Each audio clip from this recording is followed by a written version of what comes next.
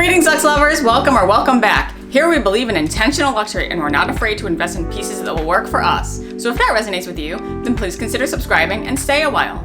Today is a continuation of my last video where I unbox my new Hermès Farandole 120 centimeter necklace. And when we talk about investing in pieces that will work for us, this is exactly what I mean. Today I'm gonna go through over 10 looks that can be accomplished with this one piece, and I'll move the camera back to show you mod shots and bring in some props. So let's get started. The first look that I'll show is how this looks as one long necklace. So as you can see, underneath the blazer I have on today, this is long. My VCA one kind of came up here, but this one extends even more. And I want to say my belly button is around here, so it goes even past my belly button. And if I kind of come even further back, you'll see here's like where I would have a belt. So this is like one long necklace. And what's interesting furthermore is that these Farandole pieces are all different sizes.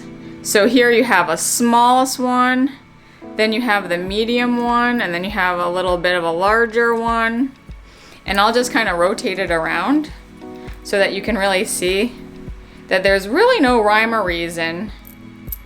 It's so shiny now. I found that with my Chandankra silver ring, that Hermès silver does seem to not tarnish as easily. So I'm gonna try to take good care of this.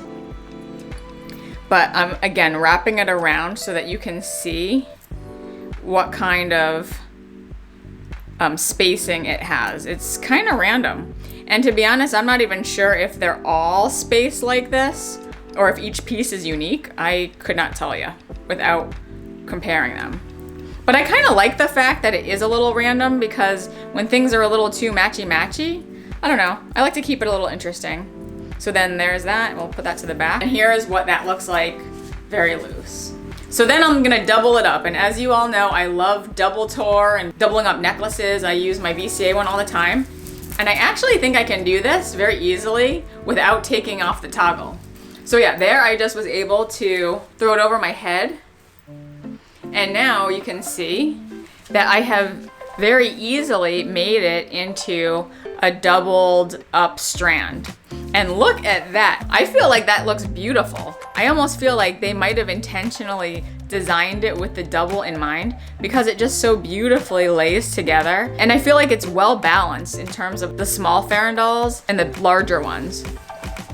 So I love that. When I tried the 160 or whatever the larger one was, I was actually able to triple tour it, and that was a little bit too much for me. But this is really nice, and it's also a nice change of departure because, as you know, I wear my VCA Sweet Alhambra necklace a lot, and when I double that up, it's actually closer to the neck up here. And so this kind of gives it a little more breathing room. And it also actually opens up the avenue for me to wear some 16-inch, maybe even 18-inch necklaces up here if I want.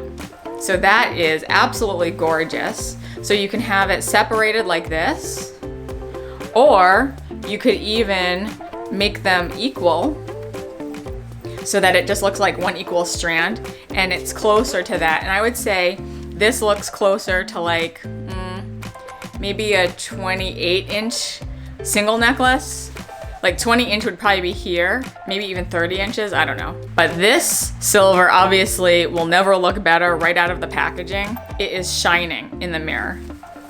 And you could very professionally put a blazer over it and just have it look like that. I personally will probably wear it more so that there's a little separation between the two strands. I'm actually going to see if I can try to see what it would look like tripled up, because I haven't seen a lot of that, but I do think it's long enough that it's possible. That's cool. So look, check this out. So this is now me tripling up that strand and trying to make some sense of it. And I don't think it looks that bad. When put all together, it just kind of looks like I have 3 strands all together. But if I took a little more time to style it, I think I could probably pick a good one to be on the bottom, a good one to be in the middle, and then a good strand to be up top. So that's kind of like what it would look like. I like it. That looks very regal. And the thing I love about this is that you can literally just play with it. You could play with this all day long. All right, and now for possibly my favorite look that I can't wait to wear. And it is pulling this through once and finding where the loop stops, wearing this as a Y necklace. I know everyone's talking about the year 2000s coming back with all the denim bags coming back, but I'm looking forward to bringing back the Y necklace.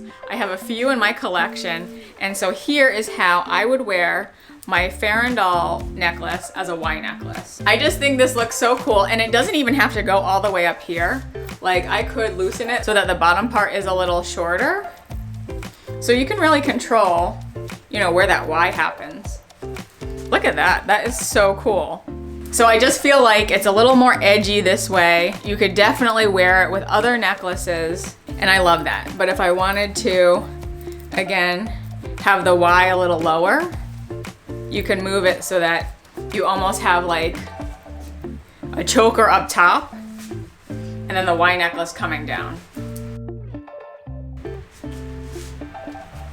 Very cool, very elegant. I could play with this all day long.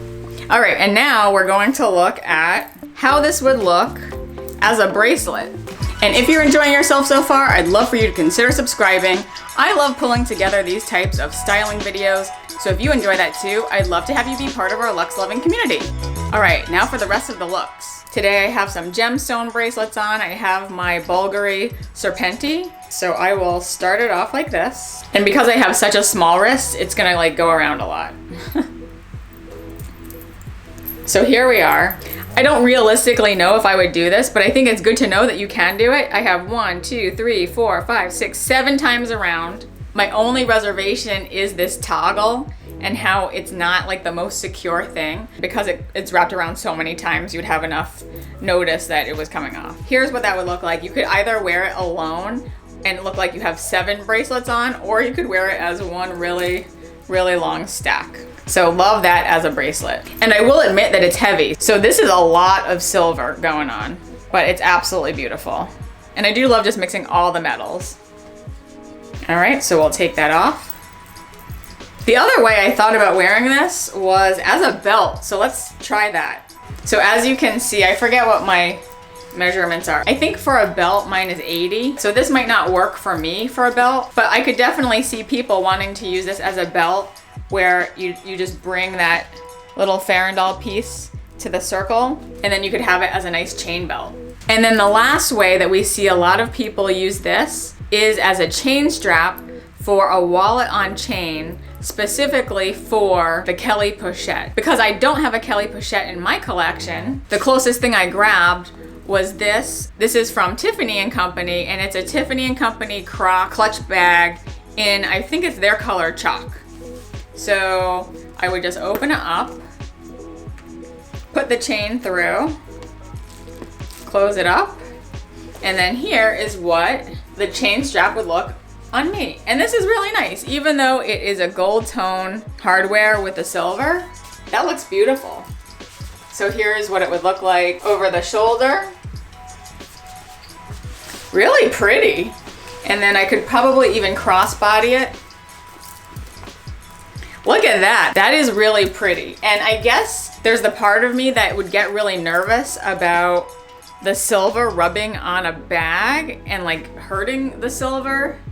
But this just feels so very hardy that I'm like not naturally worried about it. But look at that pop, look at that shine. I feel like this just really elevates any bag. So I love it. I always poo-pooed the idea of using this as a chain. I love chain straps on a bag so much now in my life that I'm really enjoying that.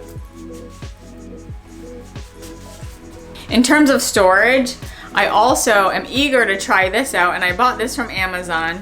This is the Haggerty tarnish preventing jewelry rack. It didn't come with the hanger. The hanger is mine, but this is just a hanger that you like put over with Velcro. But this is supposed to be this tarnish prevention like silver cloth that you can put all of your silver pieces in so that it's not going to attract the oxygen in the air, and it will help prevent tarnish. So I am planning on putting some more of my sterling silver pieces after I do my polishing in a rack like this. So I will let you guys know if it works or if it doesn't work. But I'm really looking forward to using this, and I'll link it down below. So thank you to those who've stayed with me to the end. Let us know in the comments if there are any other ways you can think of to style this necklace. I welcome you to follow me on Instagram if you'd like to see more of how I style this piece in my day-to-day and other luxury moments. If you've enjoyed this video, I invite you to go down the rabbit hole that is my luxury curation and styling playlist, and I'll put that link here. Please like it if you liked it, and I'll see you in the next video. Bye!